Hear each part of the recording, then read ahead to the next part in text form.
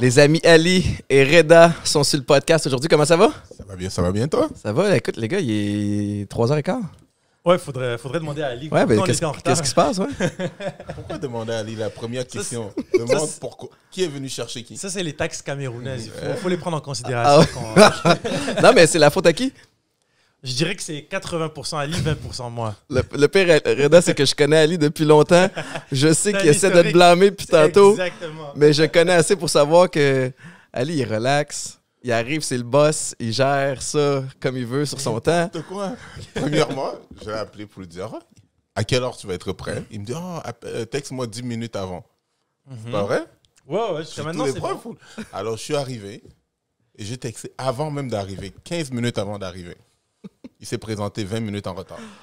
Ouais, mais lui s'est présenté 40 minutes en retard de l'heure où il était supposé 40 arriver. minutes, 20 minutes. Hey, les gars, pour vrai, je suis super content que vous soyez là. Ali, Reda, deux anciens joueurs de soccer pro. Vous avez votre propre podcast aussi qui s'appelle Dans le vestiaire. J'ai eu la chance d'aller y participer. Puis j'avais le goût de vous recevoir aujourd'hui pour plein de raisons. J'ai beaucoup aimé mon expérience sur votre podcast. Ali, on est des amis de longue date. Il se passe plein de choses dans l'univers du soccer. Oui, je suis un de ceux qui appellent ça le soccer parce que le vrai football, c'est un autre sport. Mais non, puis c'est ça, j'avais envie de discuter avec vous autres. Premièrement, Reda, qu'est-ce qui se passe depuis la fin de ta carrière? Tu as joint les rangs professionnels en 2008. Tu viens du Maroc. Puis là, tu t'es rendu entrepreneur, tu es conférencier. Raconte-moi un peu ce qui se passe dans ton quotidien présentement. Ben, dans le quotidien, présentement, on peut dire que je suis encore entrepreneur parce que je fais des conférences depuis à peu près 5 ans. Et c'est sûr que quand je vois comment on peut dire ça? Des opportunités d'affaires avec lesquelles je peux collaborer avec des gens autour de moi qui me proposent quelque chose d'intéressant, ben, c'est sûr que c'est des choses avec lesquelles je suis toujours ouvert. Mais après ma carrière dans le sport, évidemment, il fallait un petit peu de temps pour m'adapter à une nouvelle réalité, une nouvelle identité. Et se réinventer comme ce qu'on a expérimenté tous les trois. Puis ce qui m'a toujours attiré, c'était l'entrepreneuriat parce que être athlète, c'est déjà... T'es un entrepreneur. T'es une PME en soi, c'est ça? Exactement. Puis donc c'est ça, je me suis dit, vu que j'ai pas d'expérience là-dedans, j'ai pas nécessairement fait j'ai pas non plus d'études supérieures au niveau de l'entrepreneuriat, vu que ça ne s'apprend pas nécessairement à l'école, c'est quelque chose que tu as dans le sang. Ben, je me suis dit, je vais travailler dans des PME pour comprendre un peu comment ça fonctionne. Okay. Et à travers mon expérience, j'ai travaillé dans différentes industries. Comme quoi? Principalement en vente, parce que c'est ce qui venait le plus naturellement. Est-ce que le soccer pour l'impact t'aidait à, avec mettons, de briser la glace ou des meetings initiaux? Puis ouais, c'est sûr que ça ouvre la porte parce que les gens te connaissent un petit peu plus, mais après la vente, c'est complètement différent du début. Donc, c'est sûr que je devais améliorer mes compétences. Puis c'est là où le mindset d'un athlète est venu m'aider parce qu'il faut que tu sois obsédé à trouver à apprendre des nouveaux skills et de les mettre justement à l'épreuve. Toujours envie de progresser. Toujours envie de progresser. Puis c'est ça, j'ai eu quelques expériences comme ça qui m'ont permis de mettre un pied, disons, dans le monde des affaires. Puis je voulais travailler dans des PME pour avoir une proximité avec le chef d'entreprise pour que je puisse poser des questions, comprendre pourquoi tu as pris cette décision-là, puis en même temps comprendre les différents départements qu'une entreprise a. Donc, ça a été ça pendant quelques années. Puis après, j'ai eu des expériences où j'ai lancé une entreprise de recrutement en TI avec un partenaire à moi. Puis c'est ça. Donc, ça a été pas mal ça depuis les 4-5 dernières années. Puis en même temps, continuer à me réinventer parce que le sport, pour nous trois, a représenté énormément. Puis clairement, tu es encore impliqué avec le soccer. De où c'est parti, Ali? Vous avez choisi de vous partir un podcast ensemble. Pourquoi? Premièrement, parce qu'on est différents. OK. Deuxièmement, parce qu'on n'est pas toujours d'accord au même sujet. Mais l'opportunité ou bien le genre de personne que Reda est fait en sorte que ça t'amène quelque chose de... Une réflexion... Voilà, complètement différente. Donc, c'est pas un yes man qui va te répondre oui. On a des bons débats. Et deux fois, on est d'accord de ne pas... De ne pas être d'accord, ouais, c'est ça. Sinon, deux fois, ça commence à chauffer, comme tout à l'heure dans la voiture. Ali, on est amis depuis longtemps. On s'est entraînés. J'ai trouvé une photo de toi. Je sais que la transition de carrière n'a pas été facile. Est-ce qu'il y avait des dreads? Non, j'ai trouvé cette photo-là. Ali, je suis content que tu te sois repris. Explique-moi ce qui s'est passé en transition de carrière.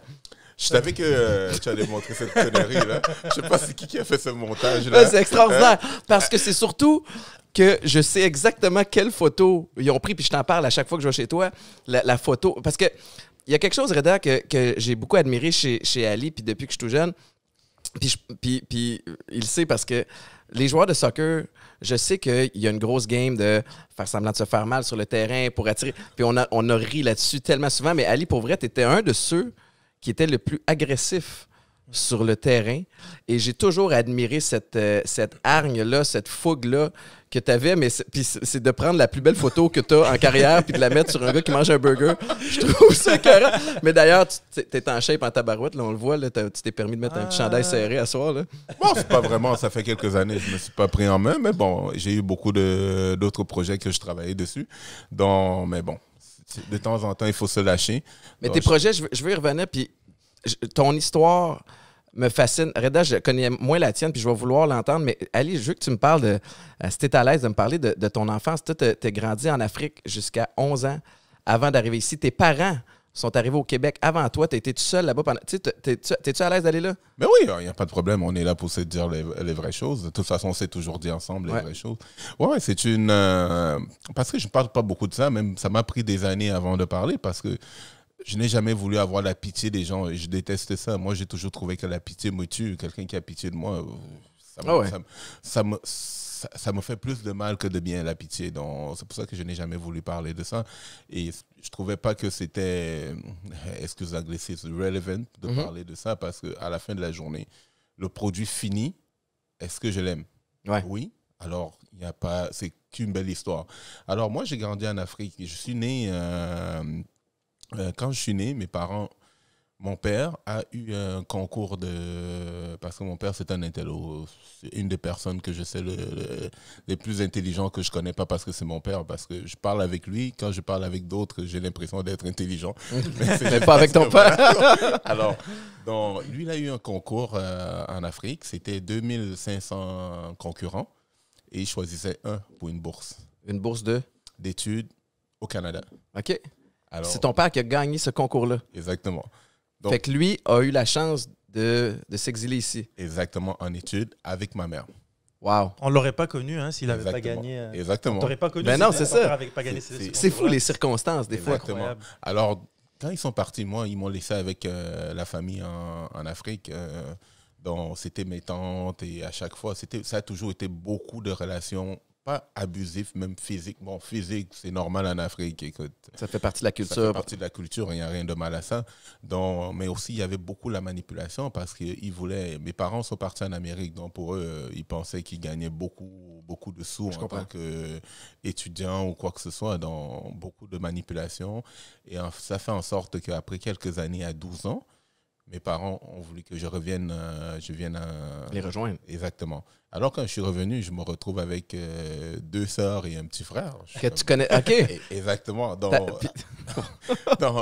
que t'es le plus vieux de la famille? Exactement. Puis, alors, pour moi, c'était un choc. Est-ce qu'il y a une partie de toi, parce que tu sais, tu as 12 ans, tu vois pas les choses avec la même perspective. Est-ce que tu leur en as voulu d'être partis sans toi? Oui. Combien de temps ils sont partis sans toi? À peu près 11 ans. Wow. 11 ans. Donc, et puis, j'ai vécu que ce soit chez mes tantes, mes cousins, mon cousin, mon oncle. Il fallait que tu réapprennes qui étaient tes parents rendus là. Exactement. Et 2 fois, je ris souvent. J'ai fait une anecdote je suis parti de la jungle à la jungle. Oui. Quand je suis parti du Cameroun, je vivais avec ma grand-mère et on était dans la forêt. Wow. Et quand je n'en parle pas beaucoup, ma grand-mère est décédée dans la nuit. Une nuit, et puis j'étais juste moi et puis elle dans la forêt. Wow. Et il fallait que j'attende le lendemain matin pour aller demander de l'aide. Donc, j'ai dormi avec elle dans le lit jusqu'à temps que j'aille dans la journée aller demander de l'aide. En tout cas, ma mère, ça a été un choc pour elle de toute façon. Et mes parents, tous mes parents, ça a été un choc pour eux. Donc, quand je suis revenu au Canada, il y avait beaucoup d'agressivité, beaucoup de pourquoi... Jusqu'à temps que j'ai ma petite fille moi-même, et j'ai commencé à faire des voyages. Et un jour, j'ai dit à mes parents, merci de m'avoir donné cette opportunité. Parce que pour moi, ça a changé ma vie. Parce que des fois, tu es fusqué ou quoi que ce soit. Regardez ma vie où elle en est maintenant. c'est grâce à un geste anodin que... 100%. Puis tu le sais parce que tu as vécu des débuts humbles et tu as aussi, tu as joué au soccer partout en Europe, en Allemagne. Entre autres, j'ai un chandail de toi. On a fait un échange de chandails il y a quelques années. Le tien est bien exposé. Tu vois que je suis dans les Renault encore là. Ça fait 20 ans les Renault, mais bon. Mais mon point, pas c'est de problème. Je change de sujet. Mais tu as eu des débuts humbles et tu as aussi eu des sommets extraordinaires. Tu en connais encore maintenant dans d'autres domaines. Puis c'est ce range-là qui fait de toi la personne. Tu sais, on fume des cigares souvent ensemble, on aime ça, on discute, mais tu as une perspective sur la vie qui est particulière. Reda, toi, tu as grandi au Maroc. Ouais. Tu étais là combien de temps avant de venir ici? À peu près comme Ali, je suis venu ici à l'âge de 10 ans. Donc, j'ai grandi là-bas, j'ai commencé à jouer au soccer là-bas. Là-bas, c'est là-bas que tu as commencé, ouais? Oui, c'est là-bas que j'ai commencé. Puis, de toute façon, là-bas, c'est le sport national. Donc, à l'âge de 4 ans, tout le monde commence à faire ses premiers pas. Il n'y a rien d'exceptionnel. Ouais. Puis, je voulais juste faire une parenthèse entre ce que Ali venait de dire quand tu as commencé à dire que tu pensais que ton histoire n'était pas si relevant que ça. Moi, je pense que c'est le contraire parce que les jeunes et les plus jeunes, ils doivent entendre des histoires différentes qui te ressemblent et qui me ressemblent et qui te ressemblent. Ouais. Parce que c'est ça qui va permettre à un jeune de s'identifier dans un parcours, c'est de voir, OK, lui, il a pu faire, puis c'est similaire à ce que moi j'ai vécu. Et au début, peut-être plus jeune, je ne comprenais pas l'importance d'exposer différentes histoires, mais maintenant, je le comprends de plus en plus et je veux m'impliquer de plus en plus. Est-ce que c'est ça que tu discutes quand tu fais tes conférences, toi? À 100%. À 100%. J'essaie de leur expliquer mon histoire, puis de transmettre certaines valeurs qui ont pu m'aider, une certaine manière de penser qui ont pu m'aider. Et comme ça, s'ils vivent ce type d'histoire-là ou ce type de challenge, d'obstacle, ben, ils vont se dire, OK, il y a quelqu'un qui l'a vécu, puis je ne suis pas le seul. Et il y a eu un game plan, il y a eu un blueprint de quelqu'un qui a atteint son objectif, son rêve. Ben, s'il me le dit, puis je suis en train de passer par cette situation-là, ben, je peux peut-être... Tu peux t'identifier. Je peux m'identifier. Ça peut être motivant. Est-ce que parce que tu t'impliques avec les jeunes de toutes sortes de façons. Tu sais, si on te regarde sur les réseaux sociaux, tu es toujours impliqué dans plein d'événements. Le spectre est large aussi de ce côté-là. C'est super important pour toi? Ou? C'est extrêmement important pour moi parce que, je donne un exemple, moi, quand j'étais plus jeune, quand je voulais jouer au soccer professionnellement, je regardais ce qui se passait au Québec. Il n'y avait pas vraiment de joueurs qui me ressemblaient, de joueurs marocains ou arabes, tout simplement. Et je ne connaissais pas de joueurs professionnels autour de moi. Donc, c'est quelque chose que j'ai dû apprendre par moi-même. C'est pas vrai? Comment tu ne connaissais pas les joueurs professionnels?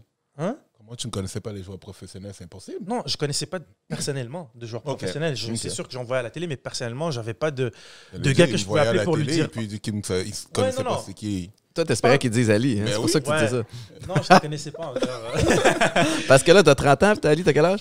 40. Ça fait mal, hein? Ça fait mal de ça. Ça fait mal. Donc, c'est ça, je suis revenu à quand moi j'avais 13, 14, 15 ans, puis il n'y avait pas vraiment d'exemple sur lesquels je peux m'identifier.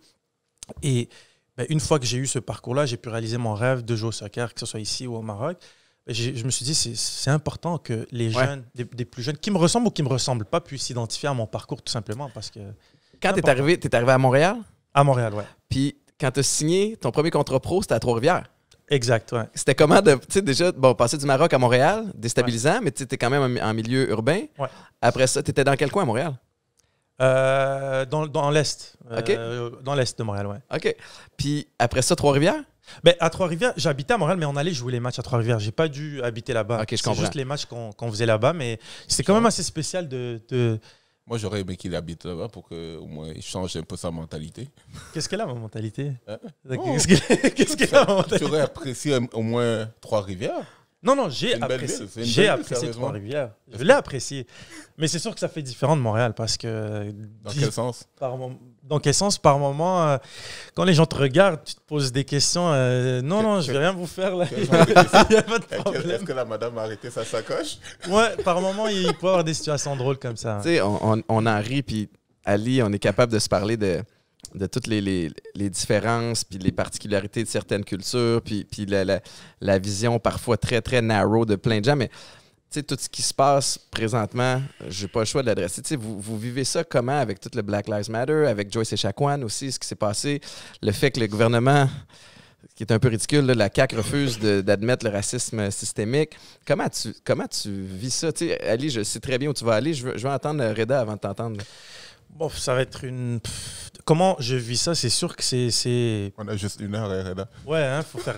Il n'y a pas de temps.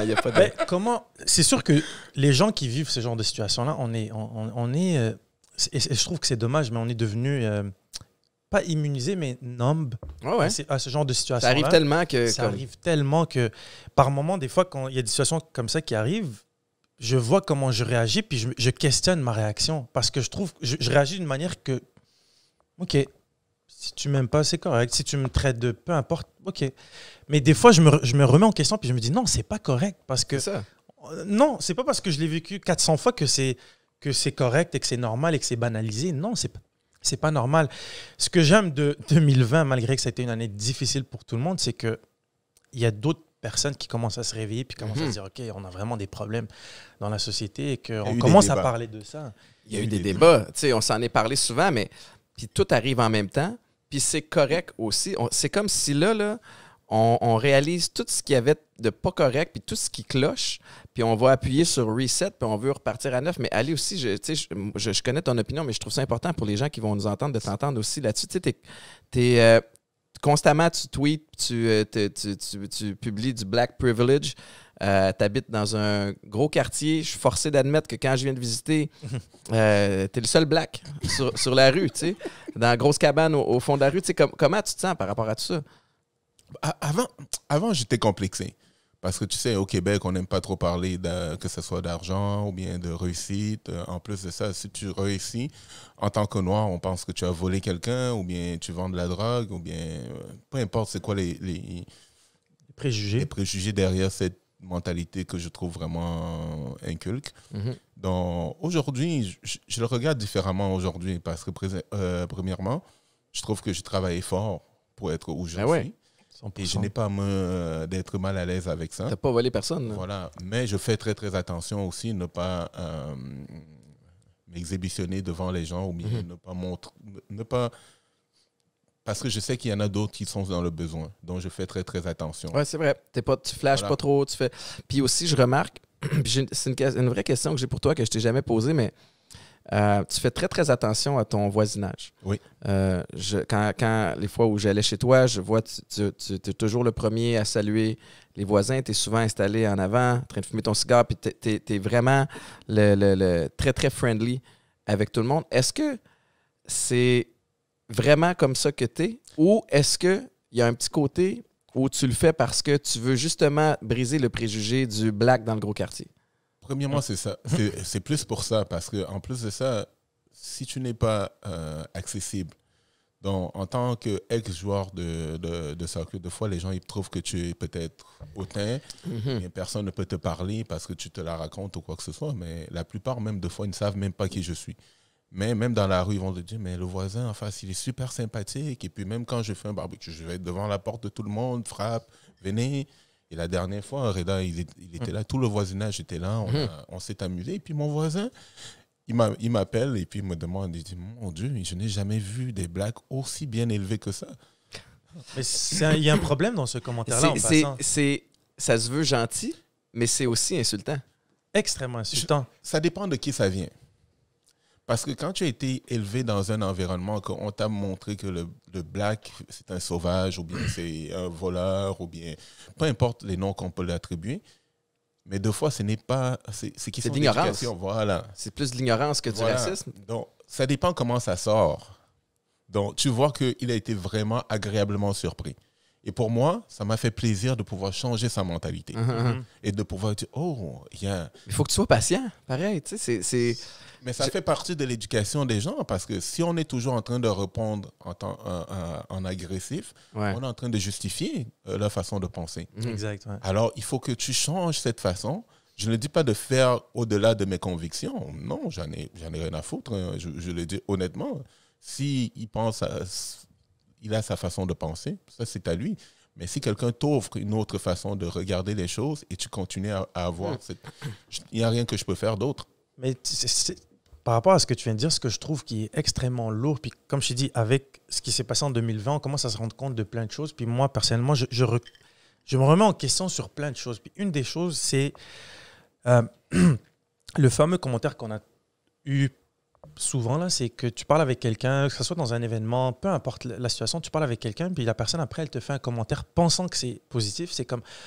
C'est pas comme les autres. Ouais, là. t'es pas comme les autres, je t'imaginais pas comme ça.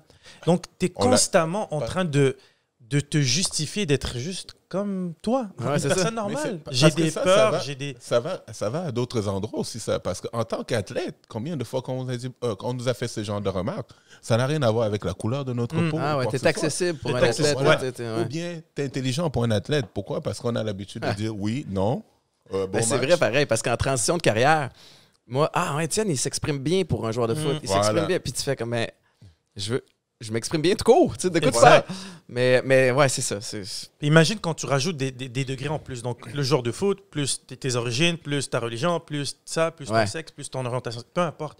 Et t'es comme, OK, je suis constamment en train de juste prouver ou justifier que je suis comme toi, une personne normale. Il y a un côté où tout est un petit peu plus facile pendant qu'on est dans notre carrière pro. Tu sais, parce que c'est comme si ton nom arrive avec un... C'est comme privilège. si ton équipe t'ajoute une crédibilité, tu sais, particulièrement si tu es d'une autre culture. Comment s'est passée la transition de carrière? Tu sais, ça a-tu été plus tough, Reda, que ce que tu pensais? Hein? Ça a été extrêmement difficile et en y repensant, je repense je sais pas, aux centaines, aux milliers de fois que moi et Ali, on s'est assis, on est allé manger, on est allé juste discuter et discuter de qu'est-ce qu'on vivait.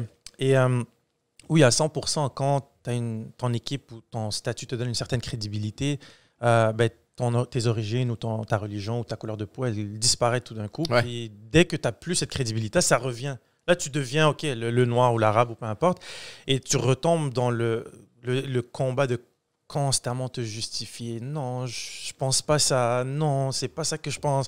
Les malades dont tu parles, c'est des fous. J'ai rien à voir avec eux. Ouais. Tu sais, et C'est fou que tu aies à l'expliquer. c'est fou, c'est drainant, c'est lourd tout simplement. C'est Puis- comme, ben, écoute, puis je dis ça, puis c'est comme si à chaque fois que je me présentais à quelque part en public, il fallait que j'explique que non, je suis pas un tueur en série. Voilà. Non, je suis pas un gars qui fait Imagine. du mass shooting. Non, Voilà. je suis pas. Tu sais, comme Imagine. ça se peut pas. Tu sais, Ali, toi, la transition de carrière, Moi, ça a été tough. Ça a été très, très dur. Et on se définit par notre sport. Tu sais. voilà. Et puis, encore là, ça a été dur, mais bon, vraiment, est-ce que ça a vraiment été si dur que ça? On se compare. Voilà. Des fois, je suis obligé de rationaliser avec les autres et puis de dire, écoute, j'ai une belle vie pareille. Et puis, pendant longtemps, j'ai bien vécu, mais maintenant, c'est de me retrouver dans le vrai monde. Mais ce qui a toujours été ma réalité, c'est que je savais où j'étais, moi. Parce que je savais que je vivais dans un monde fictif. C'était pas la réalité. Man. Les choses qu'on a fait, les histoires qu'on a eues, Ouais. et tu te regardes, tu te dis, mais ce n'est pas, j'ai toujours su que ce n'était pas la vérité. Alors, quand tu t'aperçois que C'est plus la vraie vie. Voilà, ça n'a jamais été la vraie vie. Ça n'a de jamais toute été la façon. vraie vie. Ouais. Alors, quand tu reviens maintenant à la vraie vie, j'appelle, premièrement, c'est dur de tomber de cette stratosphère à la Terre. Et après ça, maintenant, c'est de réapprendre à marcher dans le monde. Puis, sais-tu quoi? Je vais ajouter une nuance à ce que tu dis. C'est tellement une bulle qui est irréelle. Le sport professionnel, puis ce qu'on vit, tu mettrais ça dans un film, certaines des anecdotes qu'on a vécues séparément et ensemble, ça Ça fait de aucun un, ça sens. se raconte même pas sur un podcast. Non, non, non. Nulle Puis, part. de deux, ça se peut pas après ça que tu sois préparé à la vraie vie. Puis j'ai déjà la fibre excessive, puis j'étais un peu flyé ces bords, mais je considère que c'est ce high-là que j'allais chercher dans la drogue après en transition parce que j'avais besoin. Puis à un moment donné, c'est Maïka qui m'a dit ça. Une des nombreuses fois qu'elle m'a confronté, mais elle a fait comme là, c'est te péter la face un mardi soir, Étienne, quand moi je travaille le lendemain puis qu'on a des enfants, comme c'est quoi la vie que tu veux, tu sais, puis là tu joues plus au foot pro. Comme ça, il n'y a plus personne avec qui tu fais ça. Mettons que tu jouais le dimanche, que tu pratiques le lundi puis c'est le mardi ta journée off, OK, fine. Parce que tu as des coéquipiers avec qui tu peux le faire, mais quand ça fait 2 ans que tu joues plus, tu n'as plus d'excuses là. Exactement. Fait que c'est de retomber sur terre Mais qui est. ce qui arrive souvent, c'est que le sport respectif qu'on a fait, on a bâti notre identité autour de ça. Parce que tu as été tellement dédié à ça, tu pensais qu'à ça. Depuis tout jeune, depuis 4 ans jusqu'à 30 ans, tu sais. Ouais, puis ta confiance, moi, c'est une des choses dont je me suis rendu compte, c'est que ta confiance en tant que personne, elle est bâtie autour de ça. Ouais. Pas autour de ta De personne. qui tu es. Non. C'est là le problème, c'est ton savoir-faire Exact. au lieu de ton savoir-être, Être. au lieu de qui tu es. Tu sais. Puis après ça, c'est il y a un processus où tu dois te redécouvrir. Oui, qui Et, tu maintenant, es. et là, c'est qui? maintenant, tu t'imagines, tu tombes dans le marché du travail. Hey, t'es au top. Voilà. Ouais. T'es un T'as des gens qui king. t'appellent. Ouais. Ah, viens. Puis là, mon restaurant vient d'ouvrir. Tu viens. commences au bas de l'échelle. Alors, on te dit- Allô, l'humilité. Voilà. Et Mais maintenant, on te dit, bon, tu dois aller appliquer pour un travail. Mhm. Tu te demandes comment ça se passe. Je fais comment? Ouais. Alors, Puis, il y a un autre c'est pour ça que je disais, quand tu tombes de cette stratosphère, tu dois réapprendre à marcher. Puis il y a Et une autre c'est chose. difficile pour l'ego. Sac. Extrêmement. Puis il y a une autre chose, c'est que quand on jouait, tout était fait pour nous. T'arrives, tes vêtements sont nettoyés, sont Man. placés. Ton billet d'avion, L'horaire. t'as pas à penser. On te dit juste, sois là à cette heure-là. tu J'ai t'entraînes. jamais su que j'étais désorganisé Ouais. jusqu'à ce que j'aie Ouais. 30 ans. Mhm. Moi, dans ma tête, j'étais le gars le plus organisé. J'ai jamais rien organisé. T'arrives, la pratique est réglée au T'es quart de tour réglé, par le coach. voyage. Voilà. Là, j'étais là le lundi, course le matin, muscu l'après-midi, mardi, paf, mercredi au Centre Claude avec Ali, tatati. Mais c'était jamais moi qui réglait ça. Voilà. C'est toujours quelqu'un d'autre qui me disait quoi faire. Puis quand, du jour au lendemain, c'est toi qu'il faut qu'il le fasse, hey, attends une minute, même à ce jour, j'ai encore beaucoup de difficultés. Tu sais, puis Ouais. j'ai besoin d'une équipe pour m'aider. Tu sais. Moi, ça m'a pris les 2 premières semaines. Je ne crois même pas que je suis sorti dehors. Mon père était obligé de... Il s'inquiétait, il m'a appelé, il me demande qu'est-ce que tu fais? Je dis, mais non, je commençais à avoir des maux de dos. J'étais tellement couché pendant 2 semaines. Ah, t'étais des plaies de lit, là. Tu sais. Ouais. Mais Ali, aussi, tu sais, t'as une bonne famille. Ouais. Tu sais, t'as des parents qui sont... Ta mère est en affaires, elle a énormément de succès dans les cosmétiques. Ouais. Comment ça s'appelle, son entreprise, si tu veux la plugger? Carilis. Elle fait des produits de cariderme. Elle a commencé pour des produits de black, mais je crois que sa clientèle même cible maintenant, c'est plus de blanc que de black. Parfait, Parce que tout le monde a apprécié son produit. Donc, Répète le nom. Carilis. Chiari. Carélis. Ce nom Chiari là me dit quelque chose. Parle-moi donc de... Le seul Chiari que je connais, il était à Occupation Double. Tu le connais-tu? Oui, je connais bien. Je fais des blagues parce que Chiari, qu'on connaît d'Occupation Double, là, il est de retour cette année, mais il était dans la version de l'an du dernier, Sud. d'Afrique du Sud. C'est ton frère, Bien sûr, C'est mon petit frère. ton jeune frère. Comment... je sais- parce que tu n'as jamais suivi Occupation Double avant. Non. Et là, tu le suis. Non. Allez, Je ne suis pas. dis la vérité. Je le suis pas. Tu le suis contre ton gré parce qu'on t'en parle tout le temps. C'est ma mère qui va m'en parler ou mes sœurs qui vont m'en parler. Qu'est-ce que ton père il avait dit? Qu'est-ce que ton père avait dit au Casino de Montréal? Ton père avait été en onde puis il avait dit à la copine de Chiari à ce moment-là, il avait fait un call vraiment drôle. Ah, je me rappelle même plus. Quelque parce chose que- par rapport genre, t'as-tu déjà eu un Africain ou... Parce elle a fait l'expérience, je crois qu'il avait dit full, elle a eu As-tu l'expérience complète africaine? Voilà, Ton père a dit ça? je te jure. Ah ouais, live à la télé, là, écoute, ça a fait les manchettes, c'était vraiment drôle. Et mon père, il ne voulait même pas parler, hein, il voulait même pas... Parce que mon père est comme moi, tu le vois tranquille, mais quand il décide de parler, il va te sortir des Puis théories. vous lui aviez pas mis en garde de pas trop parler? Oui, Puis il l'a pris comme un défi. exactement. Avant qu'il participe à l'émission, c'est quoi les préjugés que tu avais ou que la famille avait sur les participants? Premièrement, il n'avait même jamais vu l'émission. L'émission. Mais mon père, il ne connaissait même pas ça. Ma mère ne connaît. Ils n'ont même pas le temps de regarder. Ils regardent leurs nouvelles et ils s'informent et c'est tout. C'est tout. Donc, ils ne regardent jamais. Mon père, tu vois, il regarde le foot, il regarde le vrai soccer. Le vrai. Le vrai. Et donc, il regarde le foot. Son week-end est pris, il regarde le foot, écoute, il m'appelle, il commente, il devient émotionnel. Il est pire que moi. Il regarde ça après. Il est le pire critiqueur que tu n'as jamais vu.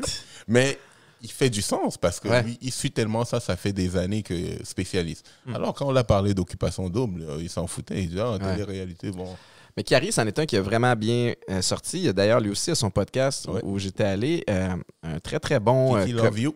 Oui, Kiki Loves You. Puis il est retourné cette année. C'est une belle opportunité. Puis c'en est un qui, je trouve, qui sort bien. Puis reste qu'on dirait ce qu'on voudra, c'est une belle tribune aussi, tu sais, pour une belle école d'apprentissage pour tout ce qui est une production de télé, pour apprendre en communication, pour apprendre à comment se comporter Parce que en public moi, aussi. Là. 100%. Moi, c'est que je peux le donner qui a été très, très bon pour lui la première année.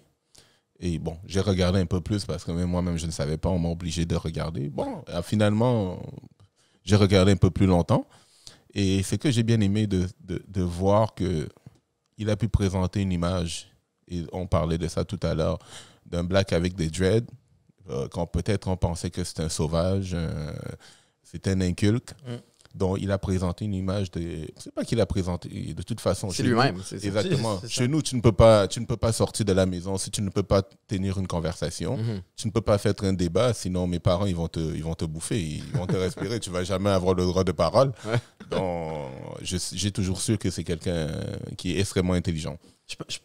En t'entendant parler, je viens de penser à quelque chose. C'est drôle comment, exemple, ton frère, il passe à une télé-réalité, puis ce à quoi tu as pensé, c'est qu'il représente bien une communauté. Ouais. Mais un candidat qui est américain, un candidat qui est suédois ou un candidat qui est québécois, on va pas dire qu'il représente bien. Parce que c'est toi, tu fais ce que... Ouais. Si tu es quelqu'un de bien, tu es quelqu'un de bien. Si tu es quelqu'un de mauvais, tu es quelqu'un de mauvais. Si tu es quelqu'un de bizarre.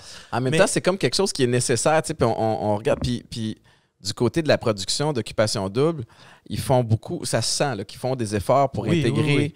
plein de gens. Mhm. Tu sais, toutes sortes de body types, toutes Ouais. sortes d'orientations sexuelles, toutes sortes puis, tu sais, de nationalités. Puis il y a un côté où je peux comprendre que tu grinces des dents et tu fais comme ah.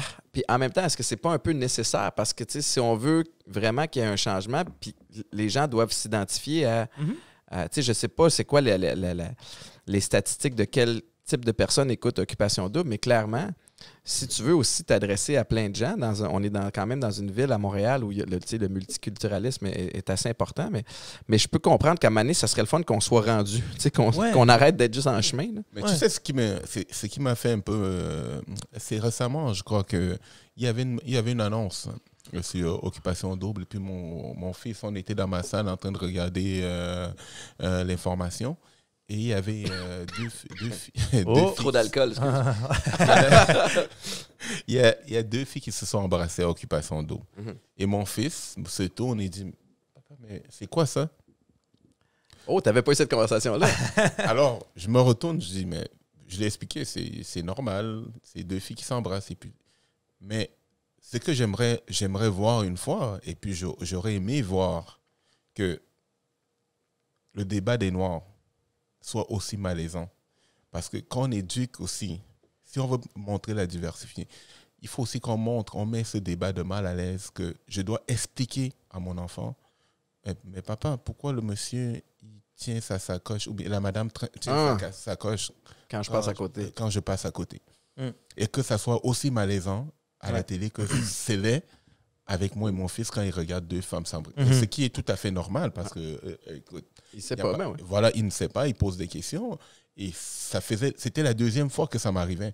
Parce qu'il y a une fois, je regardais les nouvelles à un canal très populaire et il y avait un monsieur, mais il avait des cheveux de femme et puis tout. Il dit, pourquoi le monsieur est déguisé en femme? Et il fallait aussi que je l'explique, ça. Mhm. Et puis moi, j'ai toujours trouvé que pourquoi ce débat n'est pas aussi malaisant à la télé? Mhm. Mhm. On Le fait débat semblant. de- voilà, C'est comme le on débat- passe par-dessus. Voilà, donc le débat de que ce soit les Noirs ou bien d'autres races, ça devrait aussi être malaisant. J'ai l'impression qu'il est très visible sur les réseaux sociaux. Tu sais, on s'en est parlé aussi, mais tu sais, avec la pandémie, plus de gens chez eux, Mm. plus de gens avec plus de temps, Mhm. avec tout le stress puis l'incertitude. Il y a eu beaucoup, beaucoup de lait sur les réseaux sociaux, puis il y a beaucoup de gens qui vont cracher leur haine, là, puis on dirait qu'on a découvert... Les réseaux sociaux. ouais, puis Ben, le vrai la visage voix- des gens. le vrai la- visage des ouais. gens. Non, c'est même pas le vrai visage, parce que ça a toujours existé. Parce que même quand on se parle souvent, et puis aujourd'hui, je dis, oh, il y a beaucoup de racisme ou bien de tension, que ce soit aux États-Unis ou pas. Je dis non, parce qu'aujourd'hui, la seule différence, c'est les téléphones aujourd'hui. Mhm. C'est beaucoup plus médiatisé et puis tu ne peux plus contrôler cette information. D'habitude, si un Noir était assassiné aux États-Unis, on le jette dans le lac, on n'en parle plus. Les réseaux de canaux, ils décident qu'est-ce qu'ils vont passer. Peut-être c'est trop choquant pour lever les débats à ce moment-là. Ouais. On ne va pas le passer, on passe d'autres choses. Mais Mhm. voilà comment aujourd'hui... Maintenant, tout est adressé. Voilà, tout est adressé parce que si ce n'est pas adressé, tu vas le voir dans un feed sur Facebook ou sur Insta ou peu importe c'est quoi les réseaux. Alors, c'est beaucoup plus difficile Ouais. de se voiler les yeux de ce débat. Puis j'ai l'impression que, j'essaie de comprendre pourquoi on essaie de compliquer ce débat-là, parce qu'à chaque fois qu'on en parle à la télé, on parle d'experts, on parle de rapports, d'analyses, de quoi que ce soit. Ouais. Moi, à mon avis, là, c'est de la décence humaine, c'est du respect, c'est de l'humanisme. Là. Mais ça, c'est pas besoin probablement d'être politique. Tu sais, comme on Évidemment. a créé un groupe pour se pencher là-dessus, pour prouver qu'on c'est important. Et Mais ce qui me fatigue, je veux dire, parce que des fois, je trouve qu'il y a beaucoup d'autres choses importantes. Et puis, même quand on parle entre nous jusqu'à présent, je trouve toujours qu'on diffugue vers ce débat. Donc, je crois qu'il est temps un peu de les laisser de côté, ouais. Voilà, les laisser de côté et voir c'est quoi l'essentiel des choses. Parce qu'il y a d'autres choses dans la vie que toujours de débattre à ça. Lidons donc par action. Ouais. Ce qu'on fait aujourd'hui, tu sais quoi, pendant des années, je ne crois pas qu'aujourd'hui, tu m'as déjà vu de couleur ou quoi que ce soit, parce qu'on peut faire des blagues, on peut aller de n'importe où. Mais on la voit, la couleur, mais on s'en fout. On s'en fout. Et on n'a jamais prêté attention à ça parce que on n'a jamais fait attention à la bibite. Mais il y a un volet, tu sais, puis moi, je suis un homme blanc, tout ce qu'il y a de plus privilégié possible, là, puis en même temps, comme, guys, j'y peux rien, qu'est-ce que je fasse avec ça? Je me l'as pas choisi. Je peux pas me sentir mal. Non, tu l'as pas choisi. Puis, c'est pas le but non plus. Est-ce que ça m'a permis des opportunités supplémentaires? Peut-être, sûrement même.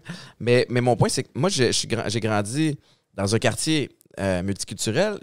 Mes voisins, je me souviens, c'était un couple homosexuel. Puis quand ils partaient en vacances, c'est moi qui allais arroser les plantes, nourrir le chat. Puis je me souviens, j'étais rentré parce qu'il y avait une chambre à coucher.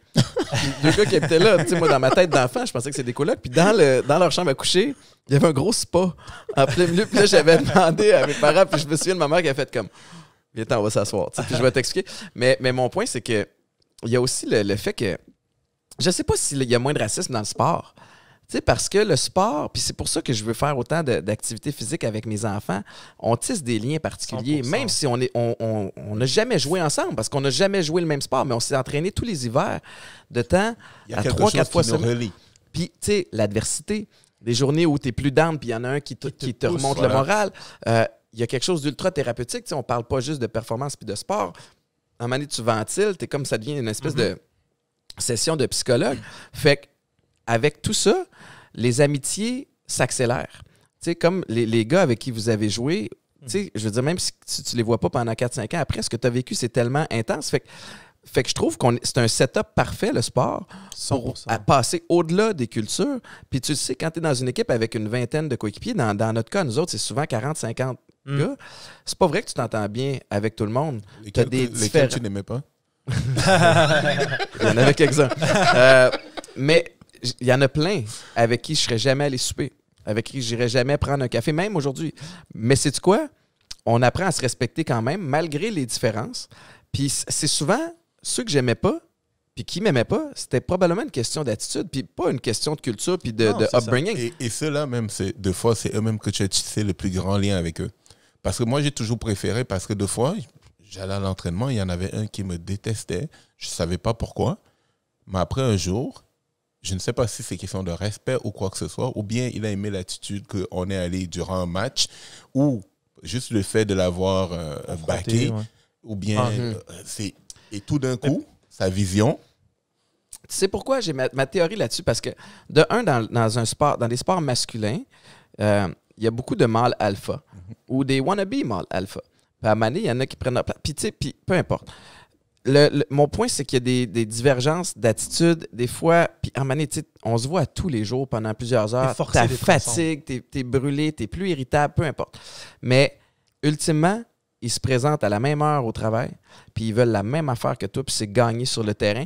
Puis à un moment donné, t'as raison. Après quelques temps, ben, je me tiendrai pas avec toi en dehors du terrain, mais sur le terrain, je te respecte, puis tu me respectes, puis on va au bat, puis je choisirais personne d'autre avec qui aller au bat que toi. Puis ça, il y a quelque chose de spécial là-dedans. Mais mon point pour rapper ma pensée avec ça, c'était que je trouve que le sport aide à briser ces barrières-là. Je me souviens d'être allé avec un de mes amis, Adley, qui est haïtien.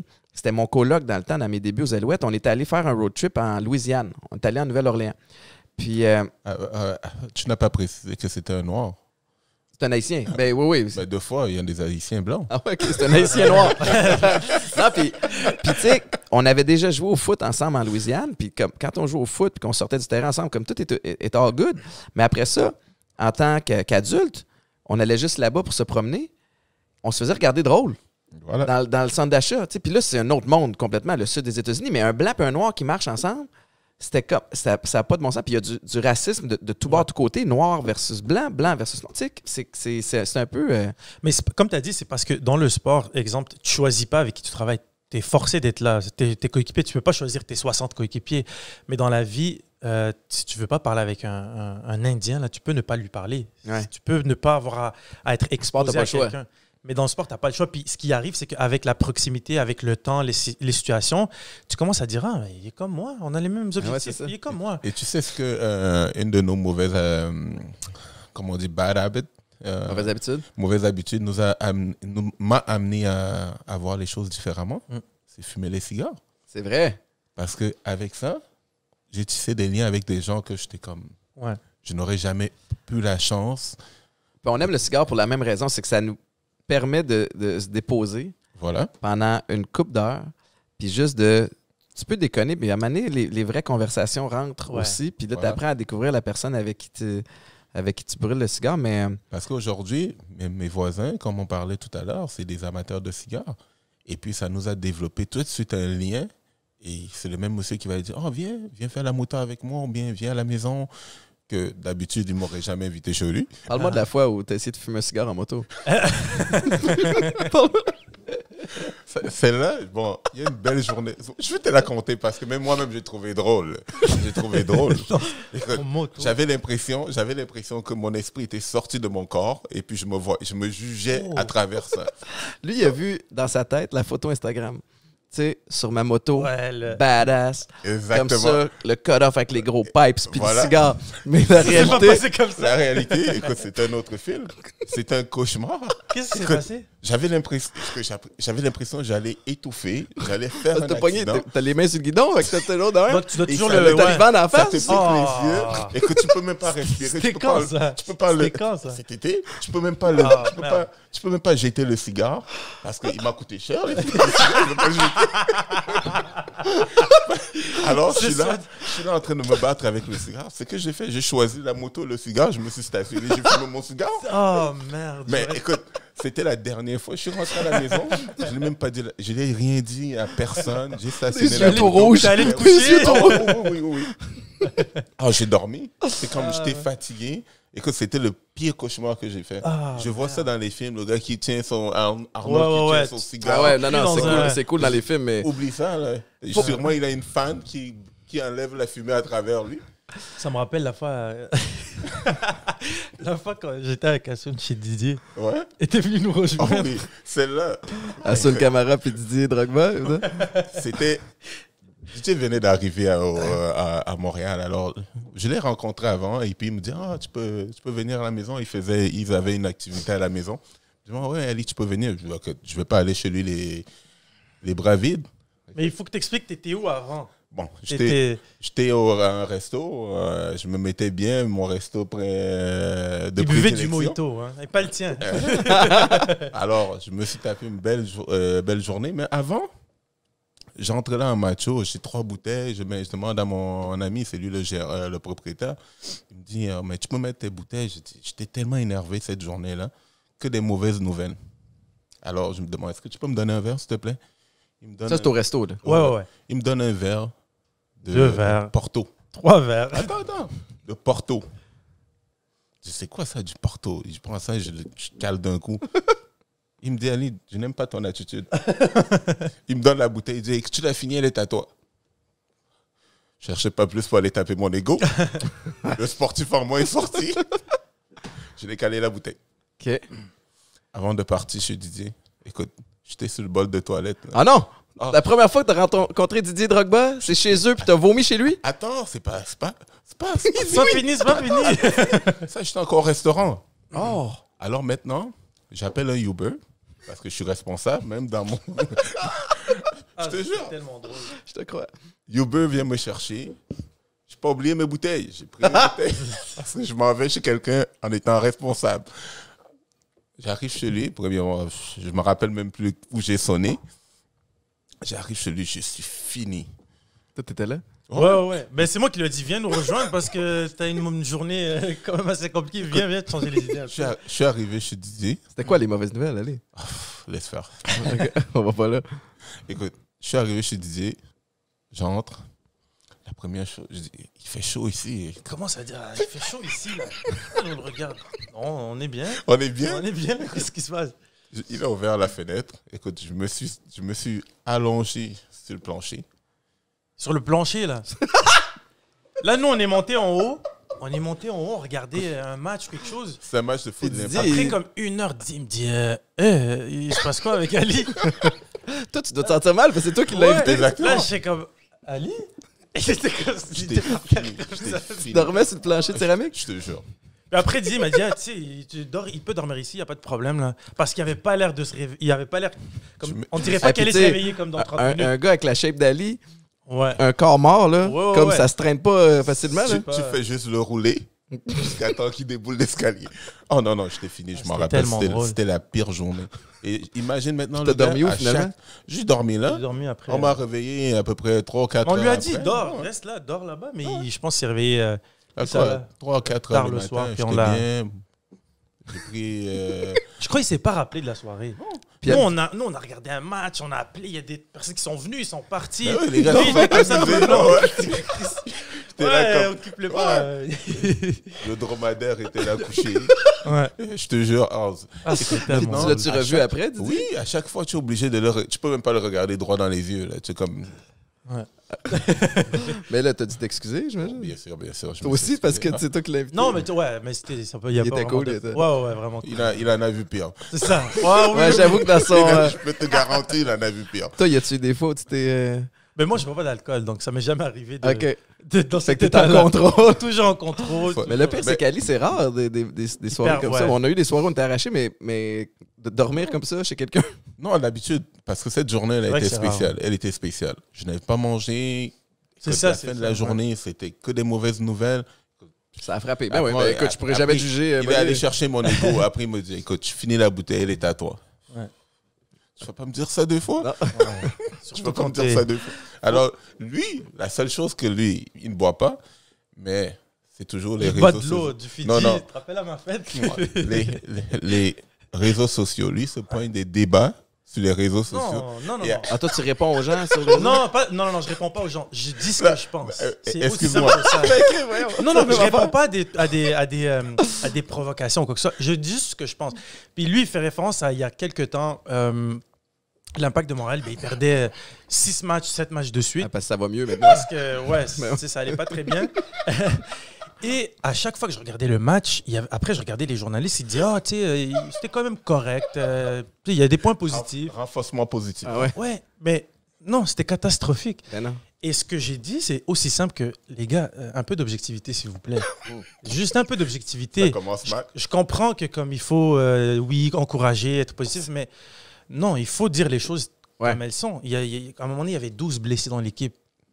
À un moment Ça, donné, il y avait ça- des gars ça dit quelque chose. ça dit quelque chose. Il y a des gars qui ont 4 cartons en 5 matchs, 4 cartons rouges en 5 matchs. Ouais. Tu sais, j'ai dit juste, OK, il faut adresser les choses qu'il faut adresser parce que c'est comme ça qu'on progresse. Mais je suis content que tu es là, Reda, parce que tu sais, l'Impact, bon, c'est taillé un poste, son 9e dans l'association, réussissent à aller, ils vont être en série, si je ne me trompe pas, ils jouent contre Ouais. Philadelphie. New England. New England, ouais, contre, ouais. contre la Révolution. Drôle de saison. Mhm. Comment ça se passe avec tu sais, Thierry Henry, est arrivé en héros de l'extérieur, ça. Puis moi, je suis de l'extérieur. On continue d'encenser Thierry Henry. Tu dis, il y a des blessés comme ça se peut pas. Les gars ont l'air écœurés. On blâme beaucoup la COVID, mais j'ai l'impression qu'à l'interne, c'est peut-être pas tout rose non plus. Là. Ben, c'est pas tout rose parce que, comme tu as dit, on blâme la COVID, mais à ce que je sache, toutes les autres équipes sont impactées par la COVID. Ouais, Toronto, Vancouver et toutes les autres équipes aux États-Unis. Et c'est juste que je trouve ça malhonnête de toujours justifier quelque chose qui est médiocre. Tu sais, si je coach des enfants là, puis ils perdent à tous les matchs, je ne veux pas leur dire que tout va bien. Je vais essayer d'adresser ce qui ne va pas. Exemple, l'approche, la mentalité par rapport au match. Est-ce que vous faites tout ce que vous devez faire pour vous préparer? Tu sais, il faut adresser les choses telles qu'elles sont pour s'améliorer, pas pour constamment critiquer. C'est pas ça le but, là, c'est de s'améliorer. Est-ce que tu expliques que Thierry Oui. critique beaucoup ses joueurs? Exact. J'essaie d'être tout simplement objectif et de dire ce que je pense de ma perception de joueur. Après, il y a des journalistes qui n'ont jamais joué au soccer. Donc, il y a des trucs qu'ils ne peuvent pas comprendre. Je veux des noms. Et tant que tu n'as pas, si tu n'as pas joué un certain sport, tu peux pas savoir toutes les nuances qu'il y a dans un match, dans une défaite, dans le comportement des joueurs. Dans le leadership. Dans le leadership, aussi, exact. Et Thierry, en fait... Je t'ai vu critiquer des joueurs, des gars de UFC. Est-ce que tu as déjà fait du UFC, toi? Comment ça, j'ai lui, c'est un paresseux. Ils ne peuvent même pas lancer un coup de poing. J'ai jamais dit ça. De quoi tu parles? Quand on écoute des combats de boxe, on devient des gérants d'estrade. Là, c'est pas pareil. Mais Ali, tu réagissais quand Reda parlait de l'impact puis du leadership de Thierry Henry. Comment tu vois ça? Moi, je trouve que Thierry Henry, écoute, on l'a donné une équipe d'handicapés. Sérieusement, c'est une équipe d'handicapés. Et jusqu'à aujourd'hui, il y a des joueurs que pour moi, ce n'est pas des joueurs de soccer. Il y en a certains joueurs que je ne commencerai pas à nommer là, non. Non. Mais parce que je sais qu'il y en a beaucoup aussi que tu respectes dans l'équipe. Je trouve que c'est des joueurs qui sont très médiocres. Mais tu as donné ça à un entraîneur qu'aujourd'hui, il est obligé. Pas il est obligé, mais il fait avec les moyens qu'il a. Les moyens à bord. J'ai une question, moi, pour... Dans ma bibliothèque en arrière, j'ai le livre de Bill Walsh, qui est comme sa Bible sur quand il a revampé les 49ers de San Francisco puis qu'il a réussi à gagner des Super Bowls. Puis lui, il y a un volet là-dedans, un chapitre où il discute d'anciens joueurs vedettes qui deviennent des coachs. Et ce que Bill Walsh dit, c'est que lui, à tout prix, il ne va jamais aller là. Pour la simple et unique raison que les joueurs vedettes viennent avec des égos. Et quand tu deviens entraîneur, c'est pas tant important de savoir ce que tu sais, mais c'est la façon de le communiquer. Est-ce que Thierry Henry est assez calé pour être pour être capable d'être un bon pédagogue pour les gars de l'Impact? Moi, tu veux y aller au... moi, ce que j'allais dire par rapport à ça, c'est que, comme tu l'as mentionné, Thierry Henry, c'est un grand joueur dans l'histoire du soccer. C'est un des plus grands joueurs dans l'histoire du soccer. C'est une légende. C'est une légende. Et ce qui l'a aidé à devenir ce joueur-là, c'est évidemment son ego, sa confiance, ses qualités aussi. Puis personnellement, je pense que ça va être extrêmement difficile pour lui de switcher son mindset de joueur vers la mentalité d'entraîneur. Parce que quand tu es entraîneur, tu es là pour les joueurs. C'est tes joueurs qui doivent shiner. Alors que quand tu es joueur, il y a un petit côté, même si tu es un joueur d'équipe, il y a un petit côté égoïste. Exact. Puis je pense que ça fait 3 ans qu'il a arrêté de jouer. Et c'est sûr que ça va lui prendre une période d'adaptation pour qu'il comprenne, OK, il faut que j'arrête de tourner ça envers moi, là, puis de me focusser plus sur qu'est-ce que je peux leur donner à ces joueurs-là, puis comment ils peuvent se développer. Mais au niveau des connaissances footballistiques, c'est incroyable. C'est une encyclopédie. C'est une encyclopédie, mais c'est juste, comme tu as dit, comment il va transmettre ce savoir-là, puis comment il va être patient. Puis ce qui est dur pour lui au jour d'aujourd'hui, c'est de savoir où est-ce que les joueurs se situent. Parce que lui, dans le haut niveau des connaissances, puis des fois, il peut donner des directives aux joueurs. Ils ne sont pas équipés pour comprendre. Ils sont pas équipés pour comprendre. À même l'équipe, tu sais, puis Ali, je sais, puis là, tu en as lancé en dessous du boss un peu sans nommer de nom, mais je sais que à même l'Impact de Montréal, tu as des joueurs de calibre extraordinaire, mais tu en as aussi un petit peu plus médiocre. C'est même pas question de médiocre. Oui, il y en a des joueurs médiocres, mais le problème que je trouve aujourd'hui avec l'Impact et puis qui n'ont pas facilité le travail à Thierry Henry, c'est quoi? Même dans les affiches, qui tu vois? Thierry. Après, voilà. Alors que c'est un coach. Alors que c'est un coach, c'est celui qui devrait être derrière ses joueurs. Tu sais, en termes de marketing, ça fait du il y a sens. un stunt aussi. Tu veux driver, ton objectif de marketing, c'est de driver du monde dans les estrades. Mais tu veux mettre en avant que c'est Thierry, mais je comprends. Il faut faire très, très attention avec ça. Et c'est là que, est-ce que tu es en train de booster l'ego du joueur Thierry ou du coach Thierry? Et c'est là que ça joue aussi. Puis l'autre chose aussi, pour faire l'avocat du diable, c'est que Thierry Henry, il a hérité d'une équipe qu'il n'a pas choisie. Sa façon de jouer, ce qu'il veut mettre en place, fit aucunement avec l'équipe qu'il a. Et ces joueurs-là, il ne les a pas choisis. Il n'en a choisi aucun, d'ailleurs. Donc, ça va prendre peut-être 1 an, 2 ans qu'il y en a qui se débarrassent, entre guillemets, de certains contrats avant de pouvoir... Il y a un énorme clash entre le foot euro et la MLS. D'ailleurs, Jérémy Philosophe a sorti un article super intéressant il y a quelques jours où il parlait de ça, à quel point... En Amérique du Nord, on a de la difficulté, moi le premier, à comprendre la structure de la MLS, les 2 ligues dans lesquelles ils peuvent jouer, la CONCACAF, Thierry Henry connaît le plus gros du plus gros des niveaux arrive en MLS, non seulement en MLS, à Montréal. Est-ce qu'il y a un enjeu supplémentaire là, de ce côté-là? Non, parce que premièrement, il a joué dans la MLS. Il a joué dans tout ce... À New York. Il a joué dans tout ce développement. Pour le Red Bull, Exactement. Il a joué dans tout ce développement du foot en Amérique du Nord. Donc, on ne peut pas me dire qu'il vient et puis il n'est pas au courant des enjeux. Mais là où c'est différent, c'est que Montréal, c'est un marché complètement différent du reste de la MLS. Exactement. Montréal, c'est comme les Canadiens. Et puis, comme toute autre équipe qui joue à Montréal. Tu ne performes pas, les spectateurs ne viennent pas. J'en sais quelque chose. Tu sais, dans la MLS, je ne sais pas s'il y en a beaucoup qui ont parlé de ça, là, mais dans la MLS, entre les joueurs, il n'y a pas beaucoup de joueurs qui veulent venir à Montréal pour ça. C'est vrai? C'est dur d'attirer des joueurs ici. Il y avait une rumeur, vous le savez, mais l'année dernière, j'ai fait partie d'un groupe qui essayait de faire l'acquisition des Alouettes. Quand on regardait le portrait des équipes sportives montréalaises, de grosses rumeurs qui semblaient être fondées parlaient que les Saputo étaient intéressés, si la bonne offre arrivait, à vendre l'équipe. Le rapport par rapport au prix où ils l'ont acheté dans les débuts à MLS, puis moi j'étais là et je me souviens d'être allé voir des games de l'Impact au centre Claude Robillard dans les premières années versus ce que ça vaut maintenant. Ça serait un investissement qui se peut pas, tu sais, mais est-ce que avez-vous des rumeurs de ça à l'interne? Premièrement, moi je ne crois pas.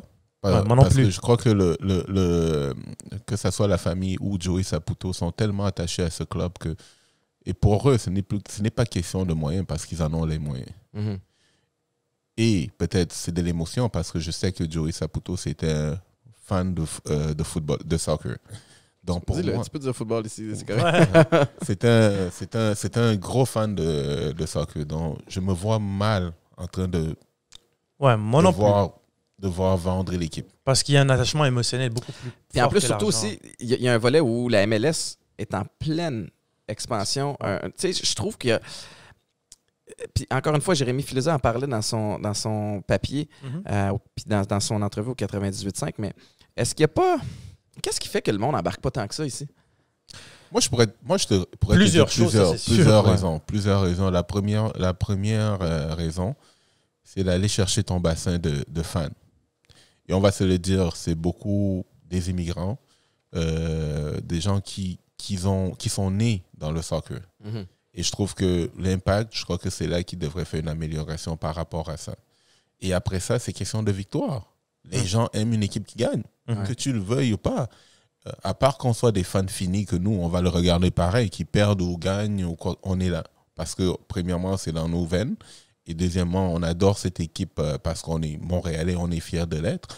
Donc, oui, où je crois qu'il devrait s'améliorer, c'est aller chercher cette diversité. Parce diversité, à chaque fois qu'il y a eu des matchs, que ce soit avec d'autres, que ce soit l'Impact contre une équipe d'Honduras ou même qui n'ont rien à voir avec l'Impact de Montréal, les fans qui se sont présentés au stade Saputo, c'était incroyable. Ouais. Des fois, on jouait des matchs, même quand je jouais en équipe nationale, on jouait des matchs contre, que ce soit l'Honduras ou El Salvador. Il y avait plus de fans de l'Honduras à Montréal que de Canada. Tu avais l'impression pourquoi on ne va pas chercher ces gens-là?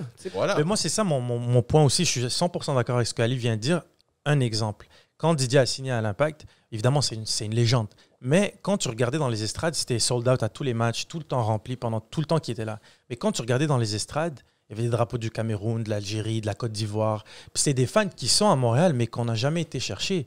Mais une fois que Didier... On pourrait trouver le moyen de les garder. On pourrait trouver le moyen de les garder. Puis pour les garder, il faut s'impliquer un peu plus dans la communauté foot. Donc je pense que ça, c'est une chose. Il faut s'impliquer un peu plus dans les... pour attirer les gens qui sont déjà fans. Et je pense que dans les années précédentes, ce qu'ils ont essayé de faire, c'est d'attirer on va dire les Québécois, puis qui regardent le hockey, puis essayer de les convertir en fans de soccer. Alors qu'il y a moins de friction à attirer des fans de soccer déjà qui ont grandi avec ça. Ben ouais. Puis c'est des gens qui vont avoir une meilleure compréhension de la... Tu sais, parce que... De la game. Moi, j'aimais ça te regarder jouer. Je t'ai regardé jouer aussi. Puis je suivais de façon peut-être plus passive, tu sais, au même titre que quand tu me regardais jouer. Tu sais, puis, mais tout il y a quand même une complexité supplémentaire au soccer qu'il y en a au foot. Tu sais, nous autres, au foot, c'est simple. Tu sais, même à la limite, au hockey, c'est simple. C'est ça une que ligue, tu penses? Ben, c'est comme ça que je le vois, ouais. Ouais. Tu sais, dans le sens où, puis encore une fois, peut-être que je parle à travers mon chapeau, mais c'est moi, la façon que je le vois, c'est que foot, hockey, tu as une ligue, tu connais le nombre d'équipes, Ouais. système, il est simple. Saison régulière dans laquelle on fait un classement, après ça détermine les playoffs, puis là, champion. Alors qu'au soccer, il y a comme 2 ligues supplémentaires. Je sais même pas, je pourrais même pas dire quand est-ce qu'il y a le draft. Je peux même pas dire à quel point en Europe, tu peux recruter en Afrique. des joueurs pour arriver en cours de saison. Ouais. Fait que c'est ce volet-là, je trouve que on gagnerait, puis je comprends qu'il faut absolument aller chercher les gens qui s'y connaissent déjà puis qui trippent soccer, mais j'aimerais voir un effort supplémentaire à enseigner, peut-être, parce que plus tu connais la game, plus tu connais la structure, plus tu deviens fan. plus tu t'es intéressé. Ouais. Ça, je l'ai expliqué même dans notre podcast parce qu'on a eu des débats souvent très, très intenses, Reda et puis moi, par rapport à ça. Et je lui ai dit ça, je lui ai dit, Reda, beaucoup des gens aiment le soccer, mais ils ne comprennent pas le soccer. Mhm. Et même comment déjà la structure d'un club est faite. C'est qui prend les décisions? Ouais. Pourquoi le coach est ici? Pourquoi le directeur général a été? Est-ce qu'on l'a voté ou bien on est allé le chercher? Pourquoi Qui choisit qui dans ces deux-là? Voilà. Tu sais? Et je lui ai demandé que même au niveau des médias, il devrait se faire un devoir d'expliquer. Ouais. Comme il y a des trucs, le soccer pour nul. Ouais. On t'explique. Voilà. Football for dummies, ouais, Et, c'est ça. voilà. Et puis tu commences à voir c'est quoi, c'est qui devrait être responsable des actions. Parce que de fois, on dit, oh, mais Thierry Henry a des joueurs. Qui a fait ça? Ouais. Qui qu'on va pointer le doigt? C'est ça, c'est pas. On ne sait même pas à qui pointer le doigt. Mais, et après ça, maintenant, de montrer aux gens et avoir un tableau et d'expliquer, regardez, quand l'Impact joue la saison, voilà la saison régulière. Ouais. Ça se passe comme n'importe quelle autre saison. Il y a des matchs réguliers. Les premiers, les deuxièmes ou le troisième ou les 5 premiers vont en play-off et ils gagnent la Ligue. Et ceux qui ont gagné la Ligue, maintenant, jouent dans la Coupe des champions l'année prochaine. Mais tu me l'expliques comme ça, puis là, ça fait du sens. Mais ce qu'on voit, en tout cas, tu sais, puis encore une fois, c'est sûr que si je m'assois puis je prends le temps de faire les recherches, je vais être capable de le comprendre. Mais la vie, ça ne fonctionne pas comme ça, surtout dans les médias. On va regarder les manchettes, puis je vais regarder les manchettes, puis je vais voir match que l'Impact doit absolument gagner ce soir. Oh! L'Impact a perdu, l'Impact éliminé. Non, Ah, shit, ils ont perdu, mais ils sont passés. Mais puis là, après ça, le lendemain, l'Impact joue samedi, puis tu fais comme, mais hier, j'ai lu qu'il était éliminé. Fait Mais il n'y a pas de... C'est de là que venaient les tweets dont Ali parlait, c'est que critiquer pour critiquer, ça ne sert à rien. Trop d'alcool, hein. C'est de là que venaient les tweets que j'avais faits là. C'est pas vraiment pour critiquer, c'est plus pour essayer d'amener les conversations à un niveau plus élevé que juste « Oh, on n'est pas bon ». Non, il faut comprendre pourquoi on n'est pas bon. Ouais. Est-ce que tu as eu cet objectif? Ben oui, à 100%. Parce que tout ce que je voyais, c'était « Ah, on a perdu, mais c'est correct, il y a eu des points positifs. On a perdu, mais... » Non, moi, je ne veux pas entendre « On a perdu, on se comprend. » Moi, je veux voir « On a perdu. Pourquoi on a perdu? » Parce qu'il y a eu ce problème-là, ce problème-là, ce problème-là. Comment on peut le régler? Ces solutions-là, ces solutions-là, ces solutions-là. Moi, je te poserai une autre question. Je te poserai une autre question.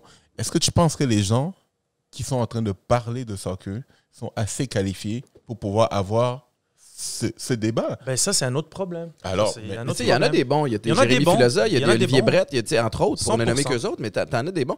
Mais c'est vrai aussi que des fois, puis ça, c'est une autre affaire, c'est que des fois, en tant que journaliste, t'es comme catapulté à OK, là, tu t'en vas couvrir l'Impact. Oh shit. Fait que tu fais ton mieux avec... Mais tu couvres en surface. Ben oui, ils ont gagné 2-1, on a perdu 3-2. Mais ça, on le sait, mais on va aller plus loin. Ça, c'est ce qui m'énerve un peu au Québec par rapport à d'autres places que j'ai été au soccer. Parce que là, tu as des gens qui n'ont jamais joué au soccer. Il y en a certaines personnes qui n'ont jamais même entendu parler du soccer, qui sont catapultées dans le soccer et qui ne sont pas capables de me convaincre qu'ils peuvent parler du soccer. Ouais, c'est ça. Et c'est là que je vais... Tu décroches. Voilà, deux fois, je dis à Reda, ça ne vaut pas la peine. Mais pourquoi vous ne devenez pas... Tu sais, vous autres, bon, vous parlez de l'impact beaucoup dans votre podcast, mais ça pourrait être une de vos vocations aussi, tu sais, de discuter de ça pour des gens comme moi qui connaissent moins ça, tu sais, parce qu'au lieu d'attendre que les bons journalistes arrivent, à un moment donné, des fois, il faut créer les... C'est ça que j'ai expliqué à Reda, que d'habitude, si tu veux changer des choses, ça commence par soi-même. de pouvoir commencer à expliquer aux gens. Parce que des fois, les gens, ils pensent qu'on parle de soccer ou bien on va parler de foot ou bien, mais que ce soit le football, on va être en train de critiquer. Mais des fois, la critique a besoin d'être faite pour que qu'on puisse avancer. Mais ouais. Voilà. Alors, ici, aujourd'hui, dès que tu commences à critiquer, tu étais ingrat, tu as été fâché parce que l'Impact t'a fait ceci, ou bien non. Parce qu'en Europe, quand j'ai joué en Europe, deux fois, même mes amis journalistes, après, ils te notaient sur 10. Ils te mettent 2, 3. Puis ils bullshit pas. Voilà, ils te disent, écoute, Ali, t'as été nul, mais il est capable de t'expliquer. Mais c'est qu'ils connaissent la game. Voilà. Puis quand ils t'expliquent pourquoi, tu peux... C'est ça. Je le vois parce qu'après, je m'en vais aux vidéos. J'écoute, j'ai 5 passes ratées, j'ai manqué 3 vues, j'ai rien fait du tout, j'ai touché 2 ballons dans la game. Et tu le vois, statistiquement, tu le vois. Alors, tu n'as pas le choix de le respecter. Même en plus de ça, tu vas dire, oh mon Dieu, demain, quand je veux me présenter, la prochaine fois que je veux me présenter dans le match, il faut que je sois dans mon A-game parce qu'il y a quelqu'un qui connaît ça et qui va regarder. Puis qui va relayer l'information à d'autres gens qui vont les lire. Voilà. Et alors là, c'est là que je reprends avec l'Impact de Montréal parce qu'aujourd'hui, les joueurs vont aller dans le terrain, ils font n'importe quoi. Et tu vas entendre que, ils ont joué, ils ont été corrects. Ou bien ils avaient besoin. Une fois, on a fait une interview et puis un journaliste me dit, mais un joueur spécifique, parce que je ne veux pas le tomber, je le tombe tout le temps sur le dos et puis je n'ai pas envie de le tomber sur le dos aujourd'hui. On me dit, mais il n'avait pas la motivation. Je dis, mais comment ça, motivation? À 1,5, comment je vais être 1,5 million? Comment tu veux que je sois motivé? Je serais allé laver même les assiettes Mais ouais, c'est ça. du président pour le montrer ma motivation. Comment j'ai besoin d'être motivé à 1,5 million? Ouais. On te paye 5. Et tu as besoin de quelle motivation? Ça, c'est le fouet que tu devrais avoir pour être motivé. Mais ouais. Mais tu ne vas pas te présenter comme si tu allais à une marche au parc Ouais. à 1,5 million. Tu T'as des comptes à rendre. Mais merci. Mais je pense que tout ce qu'on veut dire, c'est juste d'élever les standards, les exigences qu'on a envers les joueurs, envers tout le monde, envers les supporters, envers les médias. En tout cas, moi... Et ça va être un meilleur produit pour nous. Ouais, puis c'est pas pour critiquer ou pointer qui que ce soit, c'est juste de s'élever. Parce tous. que tu as raison, parce qu'on tombe peut-être dans le pattern où des journalistes s'assurent d'écrire un papier ou de communiquer les informations de la game à un niveau plus bas pour que ça nous parle, au lieu que ça soit à nous de comprendre. Mais j'ai l'impression que c'est quelque chose que vous pourriez faire sur votre podcast puis que vous commencez à faire déjà par la façon que vous le critiquez. Mais quand on vous écoute, faut comprendre, faut qu'on embarque. Mais en le faisant à répétition, on finit par comprendre la game. Mais juste la petite structure que tu as expliquée tout à l'heure, ça clarifie déjà une couple de trucs. T'sais. Et c'est ça que j'ai vu dans le monde au Québec, parce que beaucoup de gens m'ont demandé dans la rue, mais pourquoi ils perdent 1-0, mais ils sont qualifiés, le but à l'étranger... c'est le cumulatif des buts. Le but à l'étranger est plus important que les buts à la maison ou quoi que ce soit. Mais ça, c'est une culture, il faut l'expliquer. Puis il faut l'expliquer plus qu'une fois. Voilà. Parce que je suis certain qu'il y a des journalistes qui l'ont fait, mais tu dois taper sur le clou, taper sur le clou jusqu'à ce que ça rentre. T'sais. Puis l'autre truc aussi, c'est que les gens, les supporters, ils doivent développer, on va dire, leur manière d'analyser, d'être capable d'analyser un joueur et pas de laisser un journaliste ou quelqu'un te dire que lui est bon ou il est pas bon. Parce que plein de fois, nous, on a regardé des joueurs, on nous dit qu'il était bon, mais non, nous, on se regarde, on dit Ali, non, pas. Mais clairement, ça a irrité aussi Thierry Henry aussi, parce qu'on l'a entendu une couple de fois challenger les médias. Ouais. Puis même les prendre un peu, les traiter un peu en bébé, là, comme écoutez, tu sais. Puis ça, je sais pas si c'est la bonne approche non plus en tant que coach. Je ne crois pas. Mais je peux comprendre aussi sa frustration. C'est quasiment s'il faut qu'il explique le foot aux journalistes qui le suit, alors que lui a joué dans des marchés où... Il n'avait pas besoin de s'expliquer de certaines choses. Parce que des fois, quand il vient et puis t'explique qu'on a été nul, lui, en tant que... Bon, et c'est là que je suis d'accord avec la mentalité de joueur qui n'est pas encore totalement parti. Parce que lui, c'est le genre qu'on allait lui dire, tu as été nul aujourd'hui, et il va l'accepter qu'il a été nul. Ben oui, puis c'est correct, là, quand on te dit que tu n'as pas été bon, tu le sais que tu n'as pas... Tu es le premier à te dire, je sais que j'ai pas été bon. Tu n'as pas besoin que quelqu'un te le dise. Ouais, c'est ça. Mais tu vas tout le temps t'orienter, OK, j'ai pas été bon, pourquoi? J'ai pas bien fait ça, mes courses, je les ai pas bien faites, mes contrôles, j'étais pas concentré comme je devais le faire, j'arrivais pas à trouver les espaces. Tu sais pourquoi tu n'as pas été bon. Mais si à chaque fois on survole la performance, on est comme l'équipe a perdu. Ouais, mais pourquoi? Il faut investiguer. À quoi on peut s'attendre par rapport à... mettons qu'on clôt le dossier Impact. Là. Votre analyse de ce qui s'en vient dans le futur rapproché pour l'Impact? Moi, je suis extrêmement optimiste pour ce qui se passe parce que, principalement à cause de Olivier Renard, le nouveau directeur sportif. Jusqu'à maintenant, tout ce qu'il fait du sens et tout ce qu'il dit, il le fait. Donc, il n'y a pas vraiment de choses qu'il a fait contre. Tu sais, il n'a pas pris une décision qu'on était comme. Tu avais dit que tu allais faire le contraire. Tout ce qu'il dit, ça fait du sens jusqu'à maintenant et je crois en sa façon de voir les choses. Et même, j'ai aimé sa façon de gérer la relation avec les médias. Il était transparent, honnête, authentique, puis il disait ce qu'il avait en tête. Et le projet de jeu qu'il a en tête, je crois qu'il va être intéressant. Puis il faut juste, comme je disais tout à l'heure, lui donner le temps de l'exécuter parce qu'ils sont pris avec des joueurs qu'ils n'ont pas choisis. Mais justement, avez-vous l'impression qu'il va y avoir un roulement de joueurs? Parce que tu en as parlé un peu plus tôt, tu en as parlé, c'est pas tout le monde qui est de calibre. Thierry arrive, c'est pas lui qui a choisi cette mouture-là. Dans les 2 prochains mois, là, ou dans les 3 prochains mois, on va avoir beaucoup de mouvements. Ça, je suis sûr à 100%. Même avant ça, il y a eu beaucoup déjà de changements. Taider est parti, il y a beaucoup de joueurs qui ont commencé à partir. Mais je crois que de plus en plus, bon, je l'espère, que au moins Thierry arrive à être responsable de son équipe. Parce que là, on va pouvoir le tenir responsable. Exact. C'est ça. Et on commence à voir un peu sa philosophie. Et l'impact commence à être... De toute façon, ça fait depuis 2016 qu'on n'a pas fait les playoffs. On est dans les playoffs. Que ce soit COVID ou pas COVID, on est dans les playoffs. Et tout le monde est dans le même bateau. Voilà, on est positif par rapport à notre équipe. Et on espère qu'ils vont nous donner des sensations fortes. Ouais.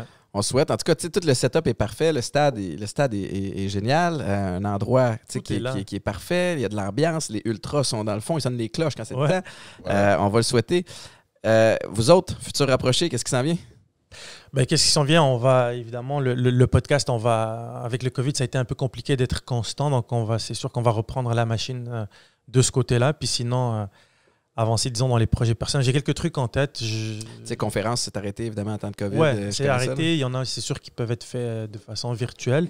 Mais oui, évidemment, j'espère que ça va reprendre de façon constante. Puis on veut vraiment faire avancer le podcast pour amener du contenu de qualité, tout simplement. Ben c'est le fun. Puis pour y être allé, pour vous avoir écouté, c'est vraiment intéressant. Le setup est génial. Ali, toi...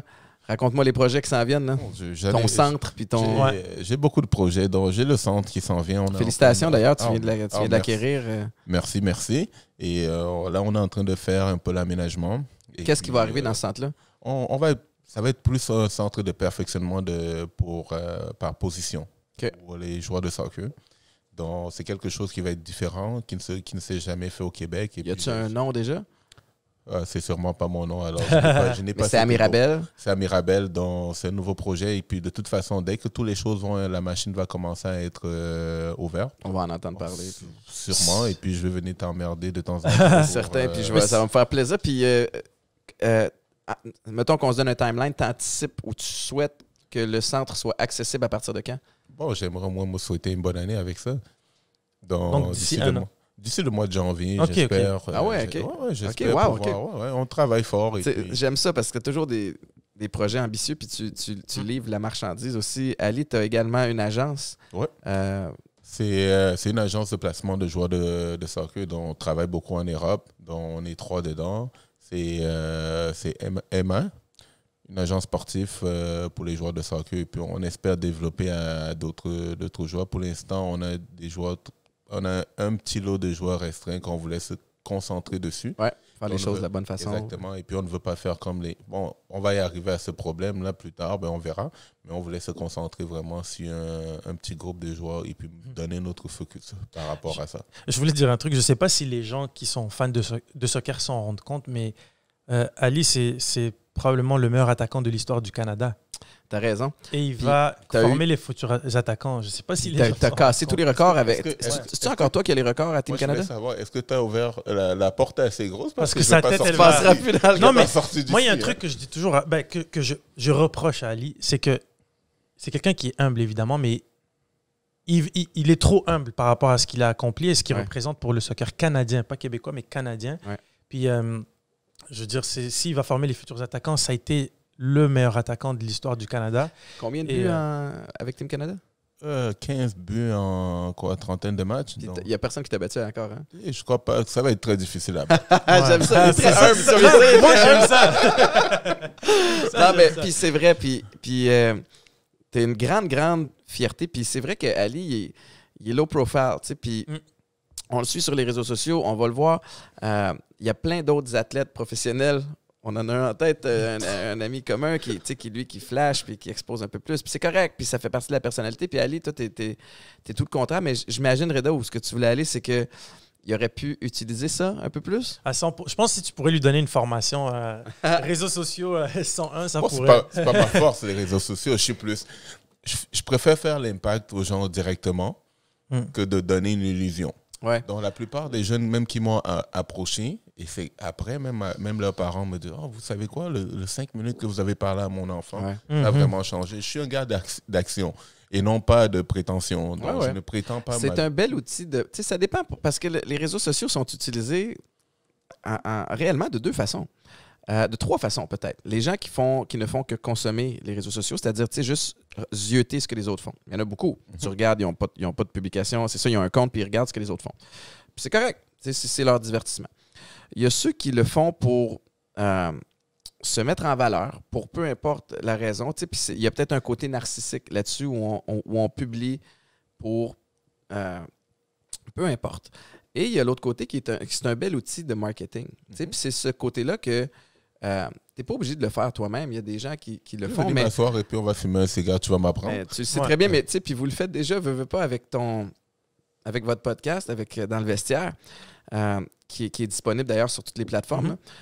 Mais on est dans une période où, vous le sentez, il y a l'attention qu'on avait, qui était d'abord distribuée aux médias traditionnels, a shifté. Il y en a encore. Mais maintenant, elle est distribuée ailleurs. Puis, on a l'occasion, avec les réseaux sociaux, avec les tribunes comme nos podcasts, de devenir nos propres diffuseurs.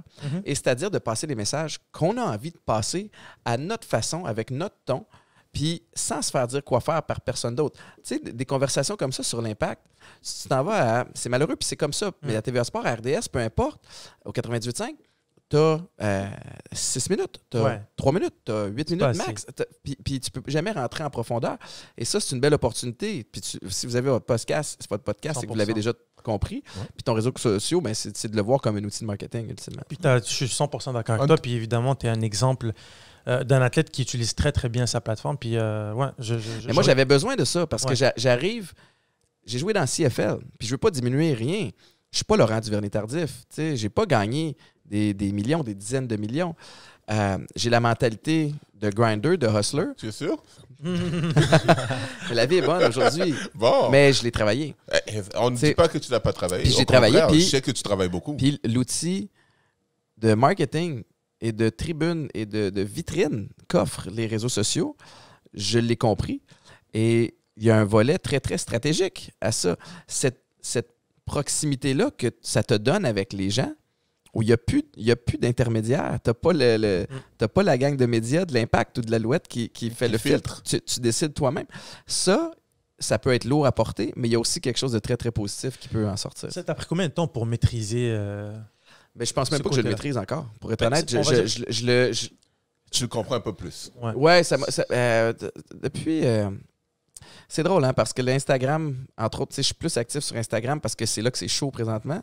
Mais moi, ça doit faire 4-5 ans que je suis là-dessus intense. Qu'on avait commencé à faire des intégrations commerciales, des sponsors. Puis c'est drôle parce que le monde des médias, des artistes, était très, très réticent au début. Alors que nous, on arrive du monde du sport où, ben, les sponsors, ça fait partie de la game. Voilà. Tu as besoin de sponsors. Regarde Thierry Henry, qui coach à l'Impact, qui est Adidas, mais lui, il a sa casquette Puma. Il n'y a personne qui dit rien. Ça a été non, il y a beaucoup de gens qui sont frustrés. Mais vois-tu, avec le sport, on est un petit peu plus habitué à être sponsorisé. C'est juste que maintenant, le format a changé. Tu sais, c'est pas juste des pubs télé, c'est plus juste des pubs magazines. Il y a des pubs réseaux sociaux. Fait que moi, quand j'ai transitionné là, je me souviens... Il y a 4-5 ans, puis des amis en commun qu'on a allés dans les médias, dans les artistes, qui riaient de moi, qui fait comme « Étienne, jamais je vais me descendre. » Puis qu'est-ce que je vois? Pas plus loin que la semaine dernière, fait la promo d'une bière, c'est rendu là. C'est juste que je le faisais il y a 4-5 ans. Ouais. Puis vois-tu, là, j'ai l'impression aussi que, puis ça c'est mon feeling, qu'Instagram a une date d'expiration aussi. Tu sais, puis veut pas, les réseaux sociaux vieillissent en même temps que nous. Ouais. Facebook, c'était hot il y a 10 ans. Évolue plutôt. Là, maintenant, c'est TikTok, le nouveau. Mais TikTok, je suis là-dessus, puis j'aime ça. J'ai encore de la difficulté à voir comment ça va être monétisable. Mais c'est sûr que ça va l'être. Ben, oui et non, mais tu as toutes sortes de plateformes, puis tu as des nouvelles affaires qui arrivent. À un moment donné, il y en a qui vont il y en a pas qui vont mourir, mais tu sais, il y en a qui vont baisser, il y en a qui vont augmenter. Mais moi, je suis un de ceux qui croient que tu découvres le chemin en l'essayant. Ouais. Tu sais, puis à un moment donné, je passe tellement de temps là-dessus que tu finis par comprendre des trucs. Tu n'es pas capable de mettre le doigt dessus, mais tu peux comprendre un certain pattern. Mais bref, n'importe quoi en affaires, tu sais, pour faire la promotion de tes conférences, pour faire la promotion de ton centre, à un moment donné, tu n'es pas obligé d'être actif à tous les jours, mais que les gens aient un point de référence pour aller voir. Moi, je crois qu'en 2021, parce que moi, j'ai toujours cru, je dis bien cru, que si tu es présent, c'est parce que tu as quelque chose à vendre. Et deux fois, Reda me le reproche, il dit, tu as beaucoup d'autres choses à vendre que juste quelque chose de physique. L'erreur que les gens font sur les réseaux sociaux, c'est que, par exemple, un soir, je veux mettre une publication. Et habituellement, les gens vont poster pour eux-mêmes. C'est-à-dire, je vais aller regarder dans mes photos. Oh, je me trouve cute sur cette photo-là. Je trouve que j'ai la badass cette photo-là. Je vais la mettre. À qui tu viens de faire plaisir? À toi. À qui tu as amené de la valeur avec cette photo-là? À ton À ego. personne qu'à toi et ton ego. Voilà. Alors, des fois, il faut juste que les gens sur les réseaux sociaux se posent la question, qu'est-ce que je peux publier qui va amener quelque chose à un autre humain, qui va amener quelque chose à quelqu'un d'autre, qui va amener une valeur à cette personne-là? Et juste en pensant comme ça, c'est niaiseux, tu vas pogner pas mal plus. Là, les gens vont avoir envie de te suivre. Ça veut dire que tes 2 derniers posts que tu as mis avec tes chest bras. Les photos qui datent d'il y a 10 ans, des fois, il faut le mixer un peu. Mais le pire, c'est que ça attire un autre crowd. Hey, les gars, merci d'avoir pris le temps. Merci d'avoir pris votre passeport aussi pour venir à Montérégie me parler dans le studio maison. J'apprécie beaucoup. Puis j'encourage encore une fois les gens à aller vous suivre sur votre podcast Dans le vestiaire. Puis j'espère être réinvité pour parler de soccer quand je vais comprendre un petit peu plus la patente. Et on fake pas. J'espère juste qu'on me livre mes boîtes que j'ai été promis. Et ça, c'est mon drink préféré, le gin tonic. D'ailleurs, tu as été un de mes goûteurs, un de mes premiers goûteurs. Et je peux les dire que c'est confirmé, c'est mon préféré. Ouais, je sais, à chaque fois, on a un petit spot privé en ville, Ali, puis à chaque fois que je reviens, puis il n'y a plus de canettes. Hey, merci à toi pour l'invitation. Merci beaucoup. All right.